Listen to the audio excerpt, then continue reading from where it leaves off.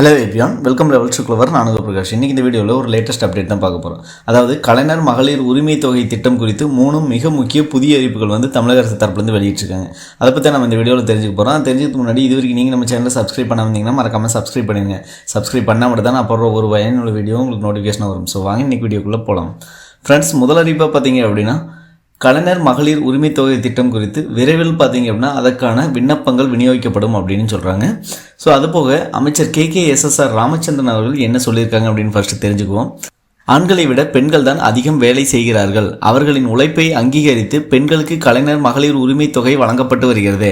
அடுத்த கட்டமாக விடுபட்ட மற்றும் தகுதியான மகளிருக்கு கலைஞர் மகளிர் உரிமை தொகை விரைவில் வழங்க நடவடிக்கை எடுக்கப்படும் என அமைச்சர் KKSSR ராமச்சந்திரன் பேட்டியளித்துள்ளார். அதாவது பார்த்தீங்க அப்படின்னா வரக்கூடிய காலங்களில் கண்டிப்பாக அது அடுத்த கட்ட நடவடிக்கை எடுக்கப்படும் அப்படின்னு சொல்கிறாங்க. அதாவது விடுபட்டவங்க மற்றும் தகுதியான மகளிர் எல்லாத்துக்குமே பார்த்திங்கன்னா இந்த கலைஞர் மகளிர் உரிமை தொகை திட்டம் துவங்கப்படும் அப்படின்னு சொல்கிறாங்க.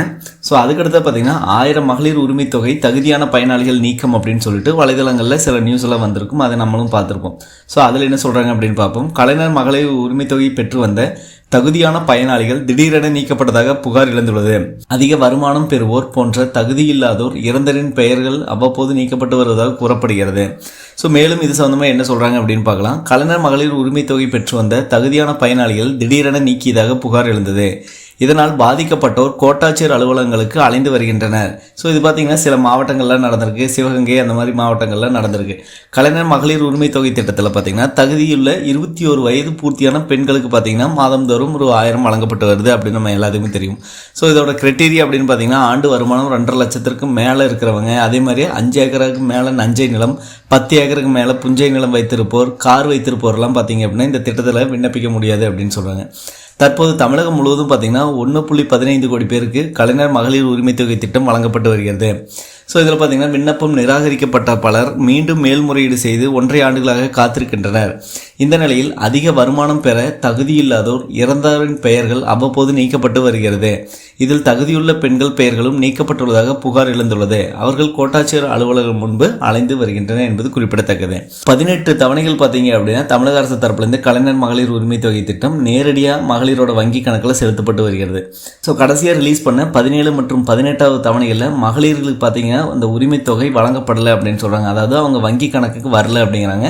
ஸோ என்ன ரீசன் அப்படின்னா திடீர்னு அவங்களோட வருமானம் அதிகமாக இருக்கும் அப்படின்னு சொல்கிறாங்க. அதுபோக பார்த்திங்கன்னா அவங்களுக்கு தகுதி இல்லாமல் இருந்திருக்கும். அதுபோக அந்த குடும்பத்தில் பார்த்திங்கன்னா இறந்தவரின் பெயர்கள், அதாவது அவங்க தான் பார்த்திங்க அப்படின்னா அந்த மகளிர் உரிமை தொகை வாங்கிட்டு இருப்பாங்க, அவங்க பேரில் தான் கொடுத்துட்ருப்பாங்க. சப்போஸ் அவங்க இறந்துட்டாங்க அப்படிங்கிற பட்சத்தில் அந்த இறந்தவரின் பெயர்கள் நீக்கப்பட்டிருந்தாலும் பார்த்திங்கன்னா அவங்க தகுதியற்றவர்கள் அப்படின்னு சொல்கிறாங்க.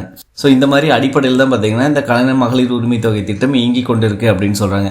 ஸோ 3வது அறிவிப்பை பார்த்திங்க அப்படின்னா வரக்கூடிய பட்ஜெட்டில் இதுக்கான முக்கிய அறிவிப்பு வெளியாகும் அப்படின்னு சொல்கிறாங்க. ஸோ 110 விதியின் கீழ் பல்வேறு அறிவிப்புகள் முதலமைச்சரால் வெளியிடப்படலாம் அப்படின்னு சொல்கிறாங்க. ஸோ திமுக அரசுக்கு மிகப்பெரிய பூஸ்ட் போல அமைந்து வருகிறது இந்த மகளிர் உரிமை தொகை திட்டம். பட்டி தொட்டி எங்கும் இந்த திட்டத்தின் பலன்கள் நேரடியாக பெண்களை சென்றடைப்பதும் திமுக அரசுக்கான வெற்றியாகவும் பார்க்கப்படுகிறது அப்படின்னு சொல்கிறாங்க. அதுபோக இதுவரைக்கும் 1.15 கோடி பெண்கள் பயனாளியாக இந்த கலைஞர் மகளிர் உரிமை தொகை திட்டத்தில் இருக்காங்க.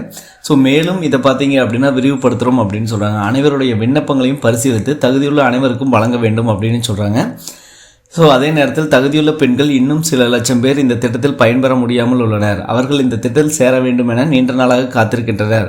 அவர்களுக்கான மகிழ்ச்சி தரும் வகையில் வரக்கூடிய பட்ஜெட்டில் முக்கிய அறிவிப்பு வெளியாகலாம் என தெரிவிக்கப்படுகிறது. மேலும் பார்த்தீங்க அப்படின்னா துணை முதலமைச்சர் உதயநிதி ஸ்டாலின் அவர்களும் சொல்லியிருந்தாங்க கலைஞர் மகளிர் உரிமை தொகை திட்டம் இன்னும் 3 மாதத்தில் விரிவாக்கம் செய்யப்படும் அப்படின்னு சொல்கிறாங்க. ஸோ தகுதியுள்ள அனைத்து மகளிருக்கும் பார்த்தீங்க அப்படின்னா இந்த திட்டத்தில் பயனாளியாக சேர்க்கப்படுவது உறுதியாயிருச்சு. ஸோ கண்டிப்பாக வரக்கூடிய பட்ஜெட்டில், அதாவது மார்ச் மாதத்தில் வெளியாகக்கூடிய அந்த பட்ஜெட்டில் பார்த்தீங்க அப்படின்னா கண்டிப்பாக கலைஞர் மகளிர் உரிமை தொகை திட்டத்தில் புதிய விண்ணப்பங்கள் எப்போ இருந்து ஸ்டார்ட் ஆகும் அப்படின்னு சொல்லிடுவாங்க. அது போக பார்த்தீங்கன்னா இன்னொரு டிஸ்கஷனும் நடந்துட்டு இருக்கு. 2026 தேர்தலை முன்னிட்டு பார்த்தீங்க அப்படின்னா திமுக அரசு இது மிக முக்கிய கருத்தில் கொள்வாங்க அப்படின்னு சொல்கிறாங்க. அதாவது மகளிர் உரிமை தொகை 1000 ரூபாய்க்கு பதிலாக 1500 ரூபா அல்லது 2000 இன்க்ரீஸ் பண்ணுறதுக்கான அதிக வாய்ப்புகள் இருக்குது அப்படின்னு சொல்கிறாங்க. கண்டிப்பாக நம்ம பார்த்த இந்த 3 அறிவிப்பு உங்களுக்கு ஒரு யூஸ்ஃபுல்லாக இருக்கும்னு நினைக்கிறேன். யூஸ்ஃபுல்லாக தான் மற்றவங்களுக்கு ஷேர் பண்ணுங்கள். மற்ற வீடியோஸ் நீங்கள் முறை உங்களிடமிருந்து விடைபெறுவது உங்கள் பிரகாஷ். By, take care.